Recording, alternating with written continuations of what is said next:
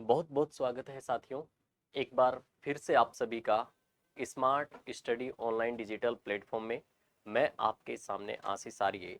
देखिएगा स्टूडेंट, आप जानते हैं कि जो सभी जो ऑल कॉम्पिटिटिव एग्जाम्स हैं इनमें अपने साइंस को पूछा जाता है। और साइंस में भी हमने साथियों जो टॉपिक लिया है वो सेल टॉपिक लिया है। सेल टॉपिक इतना इम्पोर्टेंट टॉपिक है कि इससे हर एक एग्जाम में, चाहे वह ग्रुप डी का एग्जाम हो, कोई भी एग्जाम हो रेलवे का, और आप आरएएस या फिर आईएएस तक की बात करें, तो लगभग सभी एग्जाम्स में इस सेल टॉपिक, कोशिका टॉपिक को पूछा जाता है। और क्वेश्चन पूछने का जो सिलसिला रहता है साथियों, वो 1 से 2 क्वेश्चनों का रहता है। बहुत अच्छे क्वेश्चन आते हैं, कई बार मॉडरेट लेवल के क्वेश्चन पूछ लिए जाते हैं, तो कई बार बहुत सामान्य क्वेश्चन पूछे जाते हैं। कोशिश करेंगे कि हम सारे ही क्वेश्चनों को यहाँ से सोल्व कर पाएंगे। तो सभी प्यारे विद्यार्थी जो मेरे साथ में इस ऑनलाइन सेशन को देख रहे हैं वो अपने नोट्स ज़रूर बनाएं। क्लियर? ताकि आप एग्ज़ाम में बैठे तो आपको ऐसा नहीं हो कि कोई क्वेश्चन नहीं आए। क्लियर है? तो देखिएगा, हमने पहले जो क्लास थी, इससे पहली क्लास, उसमें भाई बात की थी कि कोशिका सिद्धांत को लेकर के अलग अलग वैज्ञानिक थे, उन्होंने अलग अलग स्टेटमेंट दिए थे। और उनमें से एक महत्वपूर्ण स्टेटमेंट जो लास्ट वाला दिया था वो कार्ल नेगेली साहब ने दिया था। कार्ल नेगेली साहब ने बताया था कि नई कोशिकाओं की जो उत्पत्ति होती है वो पुरानी कोशिकाओं के विभाजन से होती है। किससे होती है साथियों? पुरानी कोशिकाओं के विभाजन से होती है। तो देखिएगा, कल जब अपन इस क्लास को पढ़ रहे थे, कोशिका सिद्धांत वगैरह अपन बात कर रहे थे, यहाँ पर स्लाइडन एवं स्वान थे, रुडोल्फ विर्चो थे, और तीसरे नंबर पर कार्ल नेगिली थे, और अंत में मैंने आपको एक क्वेश्चन भी करवाया था। क्लियर है ना? उसी से थोड़ा सा आगे बढ़ते हैं, बात कर लेते हैं कोशिका सिद्धांत का अपवाद क्या है। कोशिका सिद्धांत का अपवाद होता है साथियों कौन? वायरस। कौन होता है भाई? वायरस। वायरस है, इसको कोशिका सिद्धांत का अपवाद कहते हैं। क्यों? क्योंकि साथियों इसमें स्वतः विभाजन यानी सेल्फ डिवीजन की क्षमता जो होती है ये नहीं पाई जाती है। समझ में आया कि नहीं? स्वतः विभाजन की क्षमता नहीं पाई जाती है, इसीलिए सर इसको हम कोशिका सिद्धांत का अपवाद कहते हैं। याद रखिएगा, जो वायरस होता है इसमें सजीव और निर्जीव दोनों के लक्षण पाए जाते हैं, अर्थात इसीलिए इसे सजीव और निर्जीव के बीच की योजक कड़ी या कनेक्टिंग लिंक के नाम से भी जाना जाता है। क्लियर है ना? चलिएगा, तो अपन बात करते हैं कोशिका सिद्धांत का अपवाद। तो लिखिएगा, कोशिका सिद्धांत का अपवाद।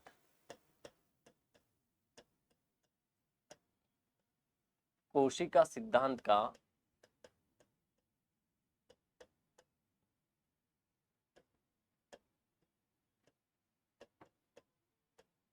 कोशिका सिद्धांत का अपवाद। क्लियर है ना? कोशिका सिद्धांत का अपवाद, या फिर आप कह सकते हैं exception, exception of cell theory.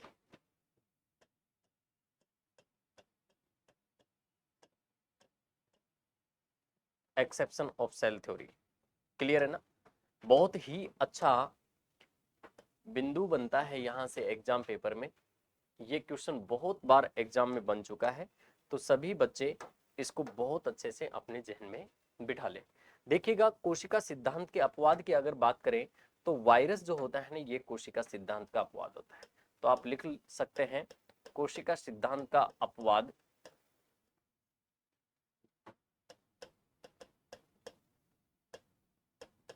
कोशिका सिद्धांत या सेल थ्योरी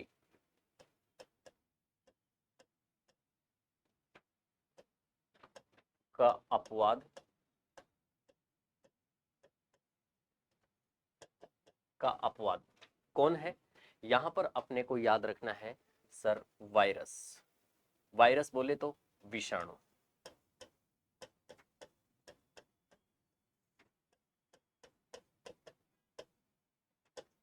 क्लियर है ना?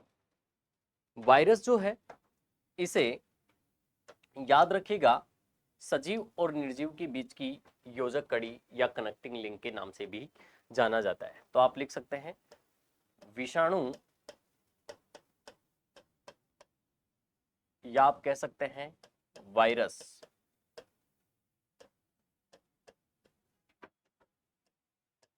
सजीव व निर्जीव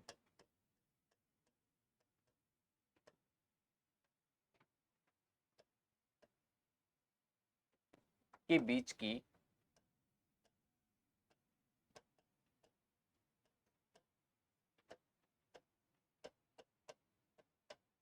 योजक कड़ी, या फिर आप कह सकते हैं कनेक्टिंग लिंक,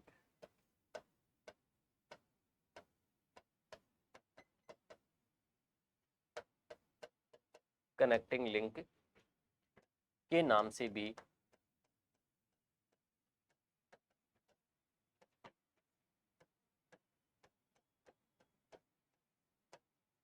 जाना जाता है। क्लियर? याद रखिएगा, वायरस में स्वतः विभाजन या सेल्फ डिवीजन की क्षमता नहीं पाई जाती है। तो आप नोट करके लिखेंगे वायरस में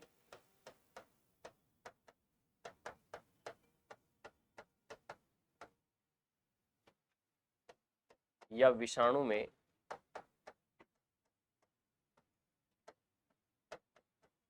स्वतः विभाजन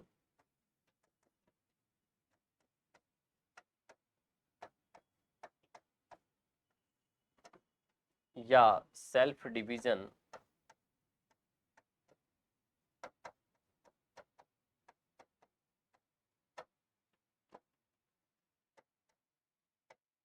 की क्षमता, सेल्फ डिवीजन की क्षमता नहीं पाई जाती।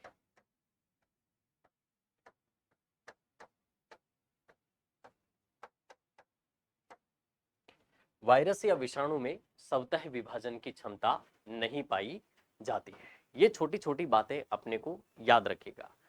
इसके अलावा ये जो वायरस है, इसके अलावा सभी अकोशिकीय सजीव, ए सेलुलर ऑर्गेनिजम्स जो हैं, जैसे कि प्रोटिस्टा है, जैसे कि मोनेरा है, जैसे कि जेंथोफाइटा है, और फाइकोमाइसिटीज जो है, ये भी कोशिका सिद्धांत के क्या है, अपवाद है।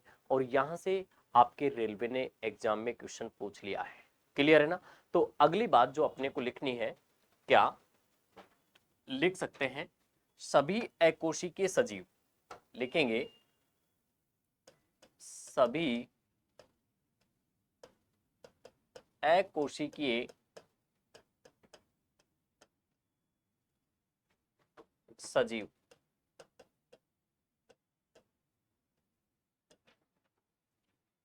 ए cellular organisms,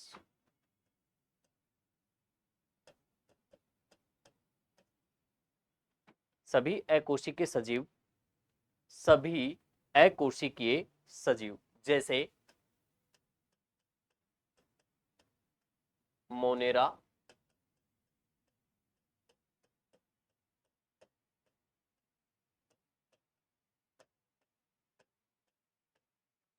Monera. Second number पे आप लिखेंगे प्रोटिस्टा,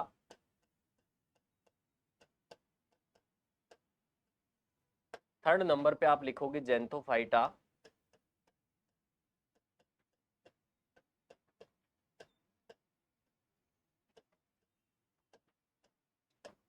जेंथोफाइटा,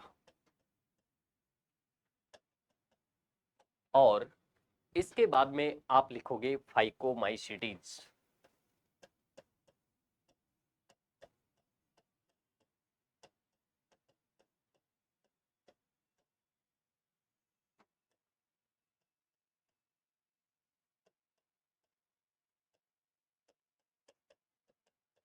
फाइकोमाइसिटीज कोशिका सिद्धांत के अपवाद है,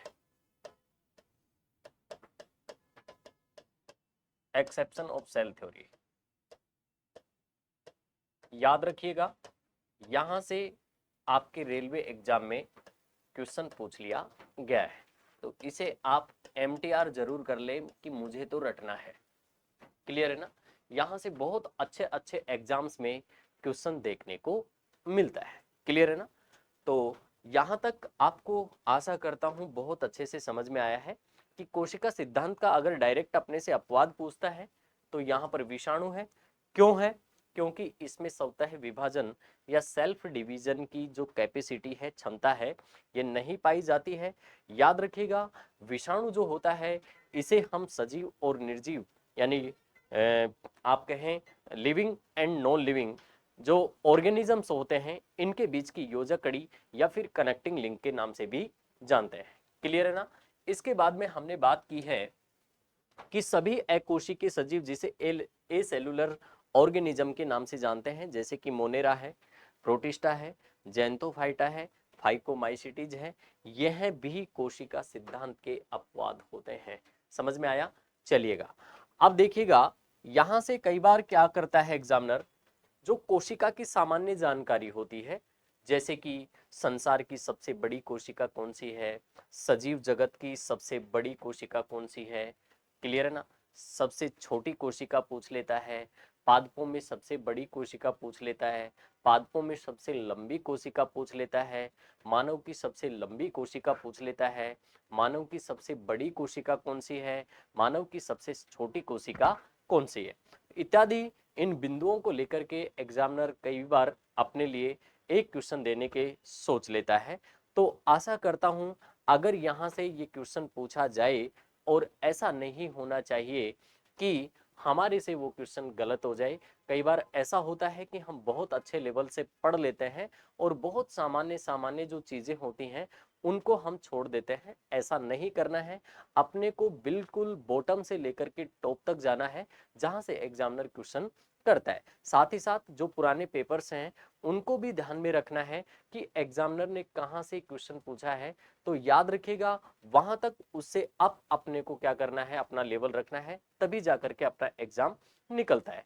क्लियर है? तो देखिएगा, अगर मैं बात करूं आपसे किसकी, कि कोशिका की सामान्य जानकारी क्या है, general knowledge of cell. Clear? तो लिखिएगा कोशिका की सामान्य जानकारी।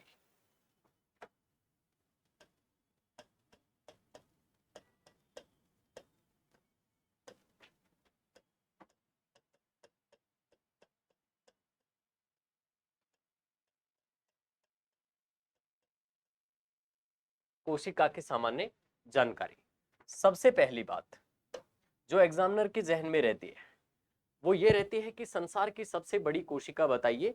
और इस क्वेश्चन को अब की बार दिल्ली पुलिस का एग्जाम हुआ है, आपको मालूम है, 1 महीने पहले पेपर भरवाया, फॉर्म भरवाया, उसके बाद में तुरंत 1 महीने बाद ही एग्जाम करवा दिया था, है ना। और फिर तुरंत मेडिकल आपका जो भी हुआ, यहाँ पर फिजिकल वगैरह जो भी था, और तुरंत ही आपको ज्वाइनिंग दे दी थी, है ना। 15 दिन के जो काल था उसके अंदर सब कुछ करवा लिया था। ऐसे ही दिल्ली पुलिस की फिर वैकेंसी आएगी और फिर आपको हर बार यहाँ से एग्जाम में क्वेश्चन देखने को मिलता है। क्लियर? अब की बार भी ये जो पहला क्वेश्चन था ये आपके दिल्ली पुलिस के एग्जाम में पूछा गया था कि संसार की सबसे बड़ी कोशिका कौन सी है। आप सभी विद्यार्थी जानते हैं कि सर शुतुरमुर्ग का अंडा है, लेकिन एग्जामिनर ने शुतुरमुर्ग का अंडा ना लिख करके एग ऑफ ऑस्ट्रिच लिख रखा था। जिस भी विद्यार्थी ने यहाँ पर शुतुरमुर्ग का जो अंडा है इसको एग ऑफ ऑस्ट्रिच के नाम से भी जाना था, उसका क्वेश्चन ठीक था। और जिनको नहीं पता था कि सर ऐसे भी कहते हैं, उनका वो क्वेश्चन गलत हो गया था। क्लियर है ना? तो देखिएगा वो भी हम लिख लेते हैं। लिखना, संसार की सबसे बड़ी कोशिका, संसार की सबसे बड़ी कोशिका, याद रखिएगा शुतुरमुर्ग एक पक्षी होता है। और जयपुर कभी गए हैं या फिर कहीं जंतुआलय गए हैं आप, क्लियर है ना, तो जयपुर का जो चिड़ियाघर है उसके अंदर जैसे एंट्री करते हैं तो 200 मीटर की दूरी पे जाने के बाद में राइट हैंड को एक उबड़ खाबड़ जगह है जहां पर आपको 2 शुतुरमुर्ग दिखाई देती हैं। क्लियर है ना? वो लगभग 4 से 5 मीटर फीट ऊंचाई की होती हैं, पीछे से बहुत भारी होती हैं, वजन भी भारी होती हैं, जिसके कारण वो अपने पंखों से उड़ नहीं पाते हैं। तो उनका जो अंडा होता है वो संसार की सबसे बड़ी कोशिका है। तो संसार की सबसे बड़ी कोशिका, संसार की सबसे बड़ी कोशिका, clear, the largest cell of world, कौन है भाई? सर शुतुरमुर्ग का अंडा है, शुतुरमुर्ग का अंडा, और इसे ही हम एग ऑफ ऑस्ट्रिच कहते हैं, एग ऑफ ऑस्ट्रिच, याद रखिएगा इस बात को आप। अच्छा, अब एग्जामिनर इतना डेप्थ में नहीं जाता है जितना मैं आपके लिए यहां पर जाना चाह रहा हूं। ये डेप्थ सर कहां तक, वो अपने से ये नहीं पूछेगा कि इसका आकार कितना होता है, इसका आकार कितना होता है, लेकिन फिर भी हम अपनी नॉलेज के लिए इसका क्या आकार भी लिख लेते हैं। सर ये आकार कितना है? सर आकार है 13.5 यानी 13.5 इंटू 17 सेंटीमीटर। क्लियर है? जिसे हम डायमेंशन में व्यक्त करेंगे। क्लियर है ना? इस बात को अपने को बहुत अच्छे से याद रखना है। क्लियर है ना? इसका आकार इतना होता है। चलिएगा, फिर अपने से ये कहेगा कि सजीव जगत की सबसे छोटी कोशिका जो होती है वो कौन सी है? तो आपने नाम सुना होगा माइकोप्लाज्मा गैलियोसेप्टिकम है। और आपकी जो 11th 12th की जो एनसीईआरटी है, 11th की एनसीईआरटी, उसमें पेज नंबर 83 पर ऊपर से 4-5 लाइनें आप छोड़ोगे तो आपको शुतुरमुर्ग का जो अंडा है, सॉरी, ये माइकोप्लाज्मा गैलियोसेप्टिकम है, इसका आकार भी लिखा हुआ मिलेगा। सर ये आकार कितना है? 0.1 से 0.3 माइक्रोमीटर होता है, म्यू एम होता है।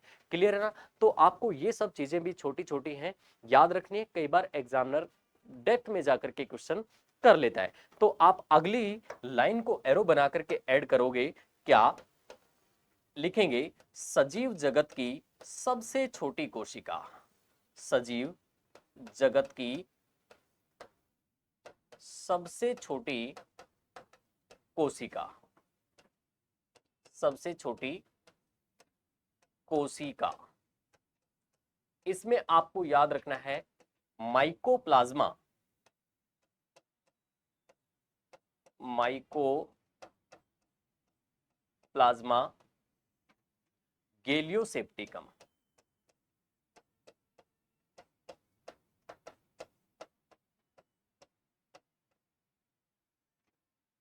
माइकोप्लाज्मा,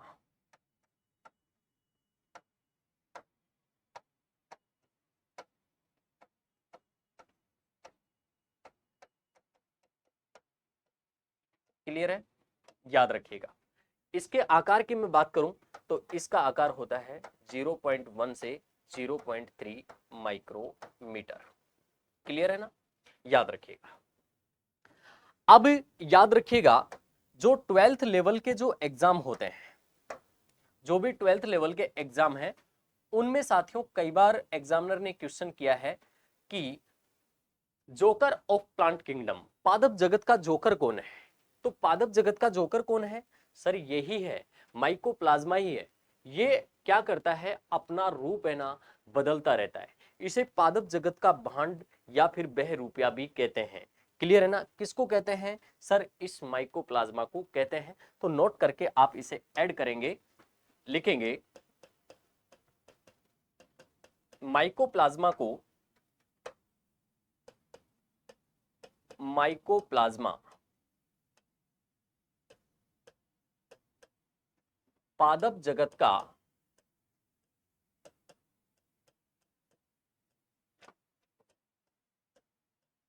जोकर भी कहते हैं।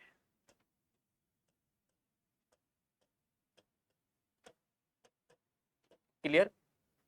माइकोप्लाज्मा जो है इसे पादप जगत का जोकर भी कहा जाता है। समझ में आया कि नहीं आया जी? अभी देखिएगा, पीछे आप माइकोप्लाज्मा गैलियोसेप्टिकम पढ़ करके आ रहे हैं। साथियों इससे एक छोटी कोशिका और होती है, याद रखिएगा। अगर ऑप्शन में आपको माइकोप्लाज्मा गैलियोसेप्टिकम मिलता है तो आपको माइकोप्लाज्मा गैलियोसेप्टिकम ही करना है। क्वेश्चन का प्रारूप देखिएगा, सजीव जगत की सबसे छोटी कोशिका। अगर यूं आपको लिखा हुआ है तो एनसीईआरटी के अनुसार अपने को माइकोप्लाज्मा गैलियोसेप्टिकम ही आंसर देना है। लेकिन अगर ये शर्त हो जाए कि माइकोप्लाज्मा गैलियोसेप्टिकम नहीं दिया हुआ है तो सर हम क्या करें? तो अपने को याद रखना है पीपीएलओ। क्या याद रखना है साथियों? पीपीएलओ याद रखना है। ये पीपीएलओ क्या है? सर ये प्लूरो निमोनिया लाइक ऑर्गेनिज्म, इस पीपीएलओ का पूर्ण रूप है। क्लियर है ना, याद रखिएगा पीपीएलओ, ये पी यहां पर साथियों साइलेंट है। निमोनिया जब अपन लिखते हैं तो उसमें पी साइलेंट होता है। क्लियर है ना, तो अगर ये नहीं है ऑप्शन में तो फिर क्या करना है, अपने को पीपीएलओ करना है। बाकी जो अपनी पेपर की रूपरेखा होती है वो बड़ी ही साफ और स्पष्ट होती है। क्लियर है ना, वस्तुनिष्ठता होती है, पेपर बहुत अच्छा बनता है, उसमें कहीं ऐसा चांस नहीं रहता है कि बार बार अपने को उलझाया जाए। तो अधिकांश जो अपने को क्वेश्चन देखने को मिलता है वो माइकोप्लाज्मा गैलियोसेप्टिकम ही देखने को मिलता है। क्लियर है, चलिएगा इसके बाद में साथियों अपने को याद रखना है, अगर अपने से पूछ लिया जाए कि मानव की सबसे बड़ी जो कोशिका होती है वो कौन सी होती है, तो आप जानते हैं इस बात को कि सर मानव की सबसे बड़ी जो कोशिका है वह होता है अंडाणु। क्या होता है भाई, अंडाणु। और जो मेरी पहली ही क्लास थी ओरिजिन ऑफ लाइफ, जीवन की उत्पत्ति को लेकर के, वहां पर भी साथियों सेल का जो निर्माण हुआ था वो किस प्रकार से हुआ था, मैंने आपको बताया था कि सर सेल जो है सबसे पहले इनऑर्गेनिक सब्सटेंस बने थे, उसके बाद में ऑर्गेनिक सब्सटेंस, और ऑर्गेनिक सब्सटेंस के अंतर्गत जब रिएक्शन हुई थी तो इनसे एमिनो एसिड का निर्माण हुआ था, और फिर ये एमिनो एसिड है ना, ये किसको बना रहे थे सर, यहाँ पर कोशिका या सेल को बनाया था। आप जानते हैं कि सेल जो है हमें नग्न आंखों से दिखाई नहीं देती है, तो फिर इस कोशिका से इतना बड़ा शरीर, ये मानव का शरीर अन्य किसी सजीव का शरीर किस प्रकार से बनता है, तो यह प्रक्रिया भी मैंने साथियों आपको बहुत अच्छे से बताया था कि oogenesis जिसे आप अंड जनन बोलते हैं, और एक होता है स्पर्मेटोजेनेसिस जिसे आप शुक्र जनन की प्रक्रिया बोलते हैं। तो oogenesis और यहाँ पर स्पर्मेटोजेनेसिस, oogenesis से हमें अंडाणु प्राप्त होगा और स्पर्मेटोजेनेसिस से हमें शुक्राणु प्राप्त होगा। ये दोनों ही गैमेट होते हैं, और इसके बाद में जब ये दोनों गैमेट इनमें निषेचन होता है, फर्टिलाइजेशन होता है, तो इसके बाद में एक युग्मनज बनता है, जाइगोट यहाँ पर जाइगोट बोल देंगे, युग्मनज बनता है। फिर यह युग्मनज जो होता है माता के गर्भाशय में जो एक फेलोपियन ट्यूब होती है उसकी सहायता से ये होता हुआ जाता है, और अंत में आपको आपने एक संरचना देखी थी जिसको हम फिम्बरी कहते हैं, वो फिम्बरी इसको पकड़ के रखता है। क्लियर है ना, कुछ समय के लिए जब तक ये अंडा जो है ये डेवलप नहीं हो जाता है, इसमें डिवीजन की प्रक्रिया नहीं होती है, तब तक इसको पकड़ के रखता है। बाद में यहाँ पर यूट्रस के अंदर एक भाग होता है जिसको हम स्थमस बोलते हैं, इस स्थमस भाग से यह चिपक जाता है और धीरे धीरे यह एक भ्रूण में कन्वर्ट होकर के साथियों शिशु बन जाता है। जो माँ के पेट में बच्चा पल रहा होता है, 0 से 14 दिन की जो अवस्था होती है उसको हम एम्ब्रियो फेज कहते हैं, यानी भ्रूण अवस्था कहते हैं। क्लियर है ना, आशा करता हूं स्टूडेंट ये सभी बात आपको समझ में आई है। तो माइकोप्लाज्मा को पादप जगत का जोकर भी कहते हैं। इसके बाद में अगली लाइन जो मैं आपसे बात करना चाहता हूं वो ये है कि मानव की सबसे बड़ी कोशिका है ना वो कौन सी है, तो आप लिखेंगे मानव की सबसे बड़ी कोशिका, मानव की सबसे बड़ी कोशिका, मानव की सबसे बड़ी कोशिका है अंडाणु। कौन सी है भाई, अंडाणु है। और ये जो अंडाणु है ना इसी को हम ओवम के नाम से जानते हैं।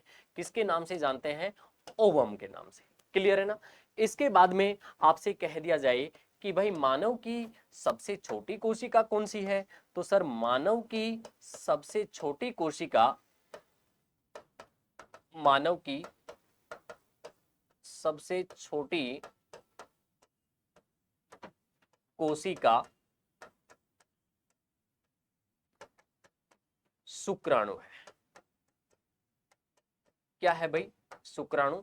और ये शुक्राणु है ना इसको हम स्पर्म नाम देते हैं। क्लियर है ना, याद रखिएगा स्पर्म जो होता है इसकी संरचना कुछ इस प्रकार से होती है, जैसे कि यहां पर आपके सामने एक संरचना बना दी जाए, और ये संरचना सर किसकी है, ये स्पर्म की संरचना है। ये स्पर्म कहाँ मिलता है, ये मानव के सीमन में मिलता है, मानव के वीर्य में मिलता है। क्लियर है ना, इसकी संरचना होती है ना कुछ इस प्रकार से होती है जैसा कि आप बोर्ड पे देख पा रहे हैं। ये जो शुक्राणु है सर ये 3 पार्ट में बटा होता है। इसकी संरचना को हम 3 प्रकार से अलग अलग देख सकते हैं। इसका जो सबसे ये वाला पार्ट होता है इसको हम कहते हैं फोर पार्ट। कौन सा पार्ट कहते हैं भाई, हम फोर पार्ट कहते हैं। इसका ये जो बीच वाला भाग होता है इसको सर मिड पार्ट कहा जाता है। कौन सा भाई, मिड पार्ट। और ये जो पार्ट है सबसे पीछे वाला जो भाग है, हिंड पार्ट है, इसको हम टेल पार्ट के नाम से जानते हैं। किसके नाम से जानते हैं बेटा, टेल पार्ट के नाम से जानते हैं। क्लियर है। तो देखिएगा ये शुक्राणु का जो फोर भाग है, फोर पार्ट है, यहां पर अपने को एक संरचना दिखाई दे रही है, इसको हम एक्रोसोम का नाम देते हैं। क्या भाई, एक्रोसोम कहते हैं। क्लियर है ना। ये संरचना है ना, ये कार्य क्या करती है, तो देखिएगा जो मादा का जो अंडा होता है, मादा का क्या होता है भाई, अंडा। और ये अंडा जो है अपने को कुछ ऐसे गोल आकार में दिखाई देता है। कैसे, गोल आकार में दिखाई देता है। तो यहां पर भाई आपको याद रखना है, दो झिल्लियां होती हैं, एक तो कोरोना रेडिएटा होता है और एक होता है जोना पेलुसिडा। क्या भाई, एक तो है corona, corona radiata, corona radiata, और एक होता है जोना पेलुसिडा। कौन सा होता है भाई, जोना पेलुसिडा।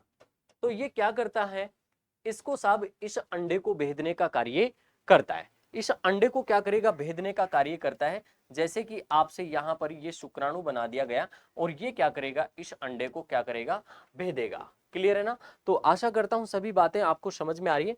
अब इसका ये जो नेक वाला पार्ट होता है बेटा, आपको याद रखना है, यहां पर एक बहुत ही महत्वपूर्ण सेल ऑर्गन होता है, कोशिकांग होता है, जिसका नाम होता है गोल्जी काय। क्या होता है भाई, गोल्जी काय, जिसे हम गोल्जी बॉडी के नाम से जानते हैं। तो यहां पर गोल्जी काय होता है या गोल्जी बॉडी होता है। तो इसकी नेक वाला जो पार्ट होता है, क्लियर है ना, इसका जो निर्माण करता है वो कौन करता है सर, गोल्जी काय करता है।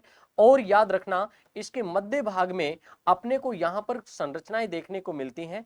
यह संरचना जो होती है कुल मिलाकर के अगर मैं बात करूं तो साथियों, यहां पर अपने को कौन मिलता है, माइटोकॉन्ड्रिया मिलता है। कौन मिलता है भाई, माइटोकॉन्ड्रिया। ये माइटोकॉन्ड्रिया क्या करते हैं सर, यहां पर ये जो कोशिका है एक प्रकार से कौन भाई, शुक्राणु, इसको एनर्जी प्रदान करने का कार्य करते हैं। इसीलिए तो माइटोकॉन्ड्रिया को हम power house of the cell कहते हैं, कोशिका का शक्ति गृह कहते हैं।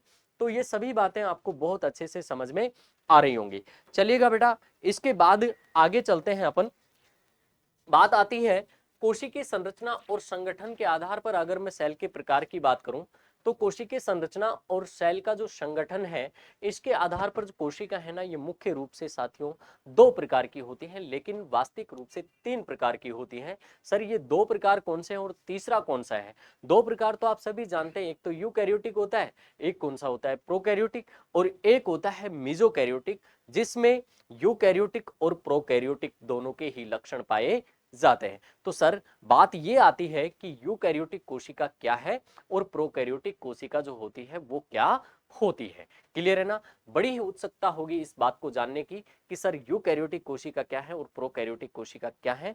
तो ये सभी बातें करेंगे अपन, लेकिन इससे पहले एक अपने को टाइटल लगाना है। ये टाइटल क्या रहेगा, कोशिकीय संरचना व संगठन के आधार पर कोशिका के प्रकार, type of cell of cell structure basis on composition of cell.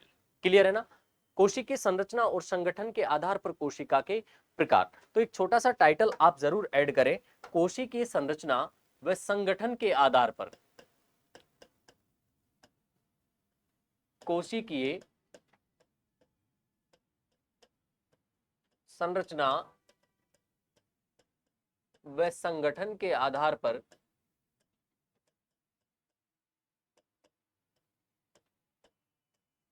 कोशिकीय संरचना व संगठन के आधार पर कोशिका के प्रकार। कोशिकीय संरचना व संगठन के आधार पर कोशिका के प्रकार टाइटल है, याद रखिएगा। अब देखिएगा कुल मिलाकर के मैं आपको तीन नाम यहां पर बता रहा हूं। सबसे पहले यहां पर प्रोकैरियोटिक, प्रोकैरियोटिक सेल। क्लियर है ना। दूसरा यहां पर कौन सा है, यूकैरियोटिक सेल, यूकैरियोटिक सेल। तीसरा बेटा कौन सा है सर, तीसरा है मीजोकैरियोटिक।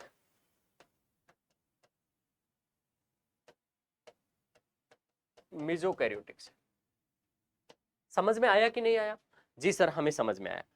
तो देखिएगा, यूकैरियोटिक कोशिका क्या है इसके बारे में भी अपन अध्ययन करेंगे, और मीजोकैरियोटिक कोशिका क्या है, प्रोकैरियोटिक कोशिका क्या है, इनके बारे में भी अध्ययन करेंगे। लेकिन यहां पर अपने को एक बात विशेष रूप से याद रखनी है, वह कोशिका जिसमें यूकैरियोटिक और प्रोकैरियोटिक दोनों के लक्षण पाए जाते हैं उसको हम मीजोकैरियोटिक कोशिका कहते हैं। तो आप लिख सकते हैं इसमें यूकैरियोटिक इसमें यूकैरियोटिक एवं प्रोकैरियोटिक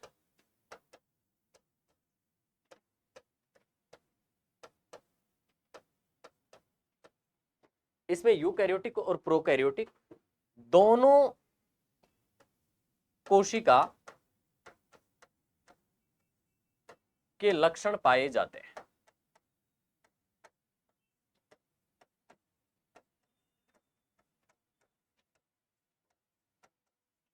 यूकैरियोटिक और प्रोकैरियोटिक दोनों कोशिका के लक्षण पाए जाते हैं। किसमें पाए जाते हैं सर? मीजोकैरियोटिक में पाए जाते हैं। तो बात करेंगे कि सर प्रोकैरियोटिक कोशिका कौन है और यूकैरियोटिक कोशिका कौन सी है। क्लियर है ना?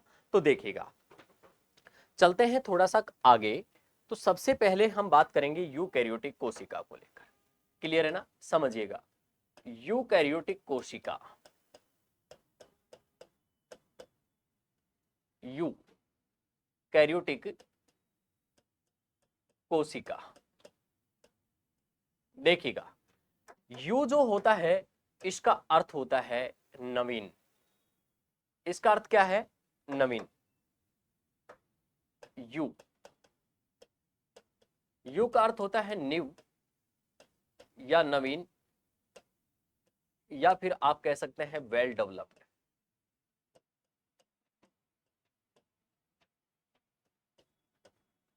क्लियर है ना? ये जो कोशिका है यूकैरियोटिक कोशिका, इसको हम न्यू या फिर नवीन या फिर हम कह सकते हैं वेल डेवलप्ड। वेल डेवलप्ड अर्थात सुविकसित सेल है। ये क्या है? सुविकसित सेल है। अब देखिएगा, इस कोशिका को हमने वेल डेवलप्ड सेल क्यों कहा है, सुविकसित कोशिका क्यों कहा है? देखिएगा, यहां पर अपने पास में ये एक संरचना है। ये एक क्या है साथियों? संरचना है। और इस संरचना के अंतर्गत अपने को यहां पर एक संरचना दिखाई देती है ये, और ये संरचना जो है ये क्या है? ये सर न्यूक्लियस है। ये क्या है? न्यूक्लियस। न्यूक्लियस बोले तो साथियों आप कहेंगे सर केंद्रक। ये क्या है भाई? केंद्रक है। ये देखिएगा, इस केंद्रक के चारों ओर साथियों अपने को कुछ ऐसी संरचनाएं देखने को मिलती है। अपने को कुछ ऐसी संरचनाएं देखने को मिलती है। ये जो संरचनाएं होती हैं ये क्या होती हैं, एक बार इसके बारे में भी हम जिक्र कर लेते हैं। सर ये कोशिकाएं होती हैं रिक्तिकाएं। कौन होती हैं भाई? रिक्तिकाएं, जिन्हें हम कहते हैं वैक्यूल। क्या कहेंगे बेटा? वैक्यूल कहेंगे। तो यहां पर आप लिख सकते हैं वैक्यूल। क्या लिख सकते हैं? वैक्यूल। क्लियर है ना? देखिएगा, जो यूकैरियोटिक कोशिका है इसमें जो केंद्रक होता है वो अपने को क्लियरली दिखाई देता है, स्पष्ट रूप से दिखाई देता है। और जब केंद्रक दिखाई देता है तो केंद्रक के ऊपर यहां पर न्यूक्लियस मेम्ब्रेन भी होती है, केंद्रक झिल्ली भी होती है। तो एक स्पष्ट बात यह है कि यूकैरियोटिक कोशिका, क्यों इन्हें यूकैरियोटिक कोशिका कह रहे हैं, क्यों इन्हें नवीन कोशिका कह रहे हैं, क्यों इनको सुविकसित कोशिका कह रहे हैं? इसलिए कि सर यूकैरियोटिक कोशिका जो होती है इसमें हमें सुस्पष्ट केंद्रक और केंद्रक झिल्ली दिखाई देते हैं।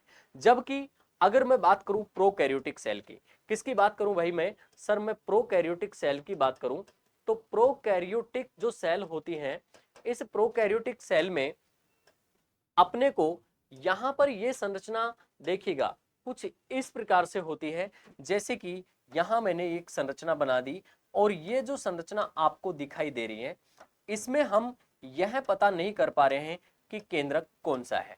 इसमें ये नहीं पता कर पा रहे हैं कि केंद्रक कौन सा है, क्योंकि ये जो वैक्यूल्स होते हैं, क्या होते हैं भाई, वैक्यूल्स, ये यहां पर आकार में क्या होते हैं साथियों, बड़े होते हैं।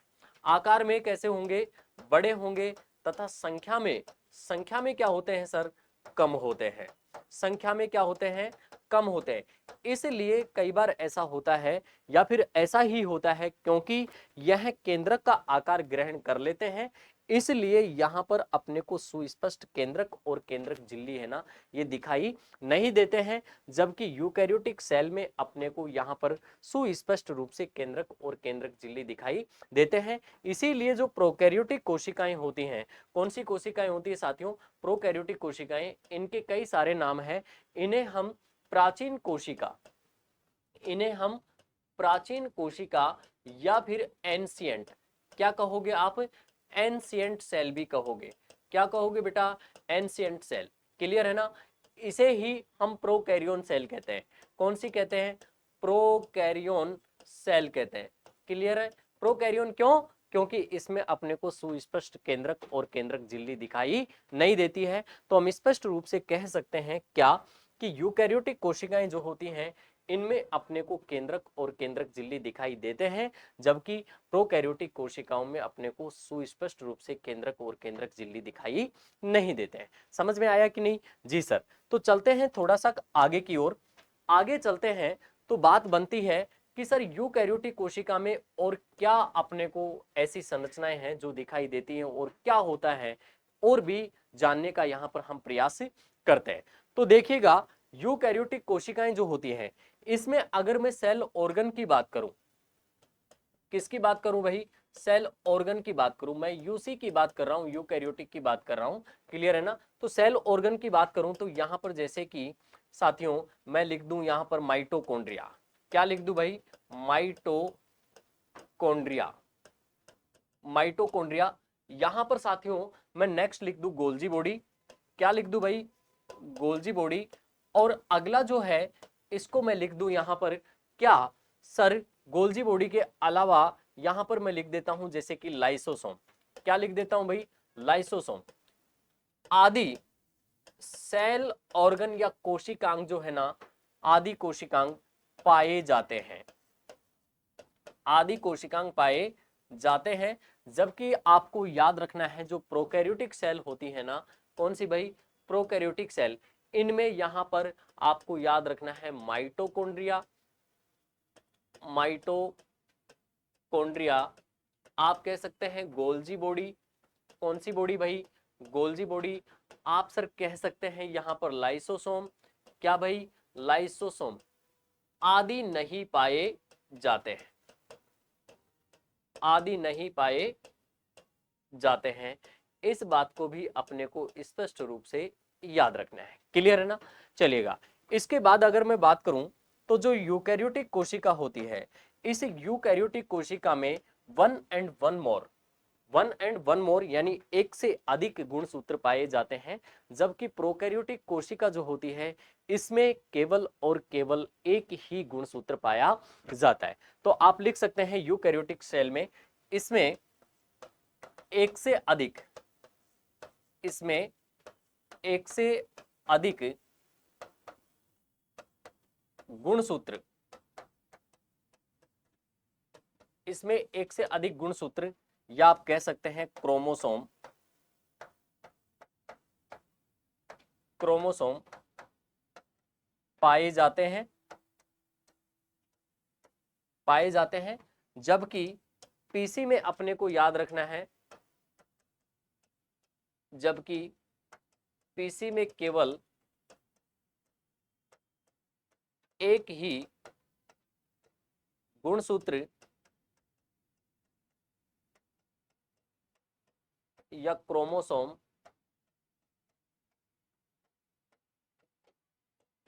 पाए जाते हैं, एक ही क्रोमोसोम पाया जाता है। क्लियर है ना। इसके बाद देखिएगा जो यूकैरियोटिक कोशिका होती है, कौन सी भाई, यूकैरियोटिक कोशिका। इस यूकैरियोटिक कोशिका में 70S एवं 80S प्रकार के राइबोसोम पाए जाते हैं, जबकि प्रोकैरियोटिक कोशिका होती है इसमें केवल और केवल 70S प्रकार के राइबोसोम ही पाए जाते हैं। तो अगला बिंदु जो अपने को नोट करना है यूकैरियोटिक को लेकर वो ये करना है, इसमें 70S एवं 80S प्रकार के राइबोसोम, राइबोसोम बोले तो इसे प्रोटीन का कारखाना भी कहते हैं, और इसकी जो खोज की है वो किसने की है, जॉर्ज पेलेड ने की है। ये राइबोसोम दो प्रकार के होते हैं, एक तो होते हैं 70S और एक होते हैं 80S। तो यूकैरियोटिक कोशिका जो होते हैं इसमें 70S और 80S प्रकार दोनों प्रकार के राइबोसोम पाए जाते हैं, राइबोसोम पाए जाते हैं। क्लियर है ना। जबकि अपने को याद रखना है जो प्रोकैरियोटिक सेल होती हैं इसमें केवल 70S प्रकार के राइबोसोम ही पाए जाते हैं।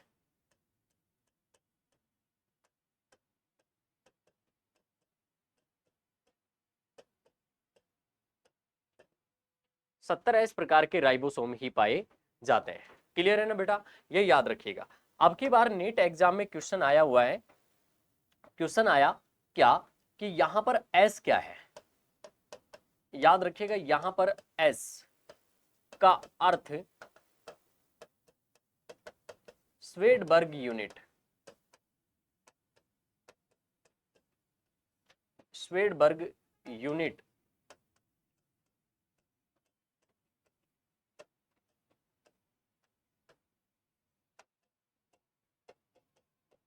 या हिंदी में इसको आप अवसादन गुणांक बोलते हैं, अवसादन गुणांक, या फिर इसको कह सकते हैं इकाई, जो इन राइबोसोम की जो सब यूनिट्स होती हैं इनको जोड़ने का कार्य करती है। क्लियर है ना।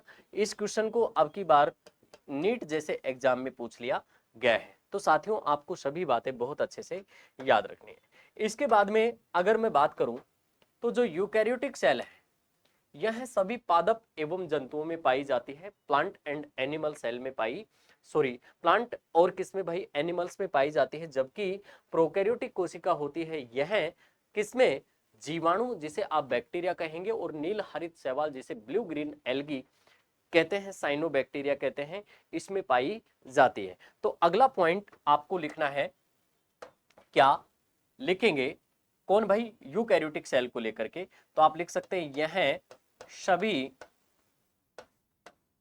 पादप एवं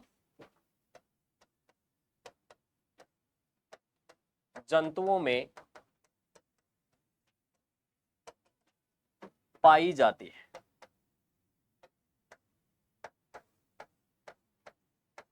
यह सभी पादप एवं जंतुओं में पाई जाती है, जबकि प्रोकैरियोटिक सेल होती है यह आप कह सकते हैं जीवाणु,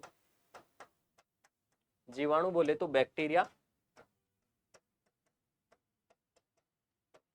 एवं नील हरित शैवाल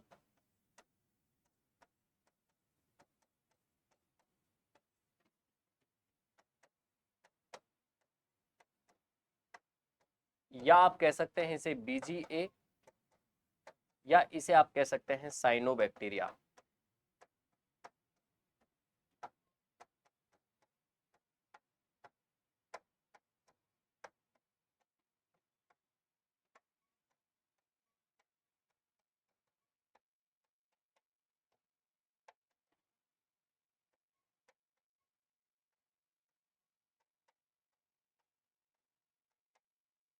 साइनोबैक्टीरिया में पाई जाती है। क्लियर है ना।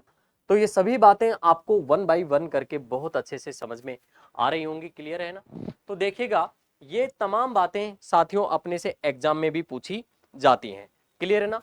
तो देखिएगा यहां पर आपने जो भी बात की है, ये क्या क्या बातें की हैं, एक बार इसको वापस से देख लेते हैं। हमारी जो सबसे पहली बात है वो देखिएगा, हमने जो पिछली क्लास को जहां से छोड़ा था उसी को स्टार्ट किया है आगे। क्लियर है ना। तो हमने पीछे वाली जो क्लास है उसको यहां से छोड़ा था। क्लियर है ना कि छोटी छोटी बातें की थी हमने। आज हम जो बात करेंगे वो कोशिका सिद्धांत के अपवाद को लेकर के करेंगे। कोशिका सिद्धांत का अपवाद कौन है? विषाणु, क्योंकि इनमें स्वतः विभाजन की क्षमता नहीं पाई जाती है। इसे हम सजीव और निर्जीव के बीच की योजक कड़ी या कनेक्टिंग लिंक के नाम से भी जानते हैं। इसके बाद में भाई अगला बिंदु आया है कि सभी अकोशिकीय सजीव जैसे कि मोनेरा है, प्रोटिस्टा है, जेंथोफाइटा है, फाइकोमाइसिटीज है, ये भी कोशिका सिद्धांत के अपवाद हैं। याद रखिएगा, क्योंकि इनमें भी स्वतः विभाजन की क्षमता नहीं पाई जाती है। याद रखिएगा, प्रोटिस्टा को रेलवे एग्जाम में पूछ लिया गया है। किसको भाई? रेलवे एग्जाम में पूछ लिया गया है। वहां पर कोशिका सिद्धांत था और 4 ऑप्शन दिए हुए थे। इन चारों में से एक था यहाँ पर कौन भाई? ये प्रोटिस्टा, जिसको एग्जाम में पूछ लिया गया है। क्लियर है ना? इसके बाद में अगली बात है कोशिका की सामान्य जानकारी कि संसार की सबसे बड़ी कोशिका कौन सी है, छोटी कोशिका कौन सी, इसका आकार कितना होता है, ये भी आपने देखा है। क्लियर है ना? इसके बाद में शुक्राणु, इसकी और क्या क्या बातें अपने को जाननी चाहिए, ये भी सब मैंने आपको बताया है। क्लियर?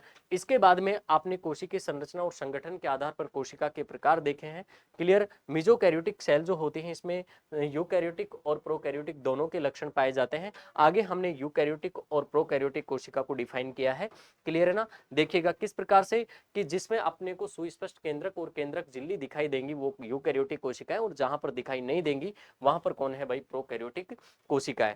क्लियर है? इसीलिए इसे नवीन कोशिका और इसको क्या कहा है? प्राचीन कोशिका कहा है। क्लियर है?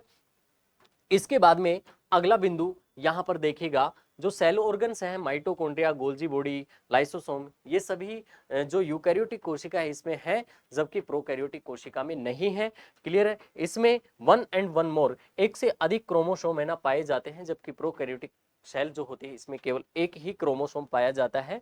इसके बाद में जो यूकैरियोटिक सेल है इसमें 70S और 80S प्रकार के दोनों ही राइबोसोम होते हैं, लेकिन प्रोकैरियोटिक सेल जो है इसमें केवल और केवल 70S प्रकार के राइबोसोम है। और नीट जैसे एग्जाम में आपकी बार क्वेश्चन पूछा गया है कि एस क्या है? एस का अर्थ यहाँ पर श्वेडबर्ग यूनिट है, जो इनकी जो सब यूनिट्स होती है, उप इकाइयां होती है, इनको जोड़ के रखने का कार्य करती है। याद रखिएगा, यूकैरियोटिक सेल जो होती है सभी पादप एवं जंतुओं में पाई जाती है, जबकि प्रोकैरियोटिक सेल जो होती है यह केवल बैक्टीरिया, जिसे आप जीवाणु कहेंगे, या फिर नील हरित शैवाल, जिसे आप साइनोबैक्टीरिया या बीजीए, ब्लू ग्रीन एल्गी के नाम से जानते हैं, में पाई जाती है। आशा करता हूं यहां तक सभी बातें सभी बच्चों को बहुत अच्छे से समझ में आई है। तो बेटा ये जो क्लास है बड़ी महत्वपूर्ण क्लासें हैं आपके, जो अभी हाल फिलहाल एग्जाम होने वाले हैं इनके लिए, तो इस क्लास को देखना आप नहीं भूलें, क्योंकि इस क्लास से साथियों आपको जो 1 से 2 क्वेश्चन आने वाले हैं वो जरूर आपके एग्जाम पेपर में लिखे हुए मिलेंगे। तो सभी प्यारे बच्चों का एक बार पुनः तहे दिल से स्वागत है, अभिनंदन है। क्लियर है? मिलते हैं एक छोटे से ब्रेक के बाद में नेक्स्ट वीडियो में। तब तक साथियों, जय हिंद, जय भारत।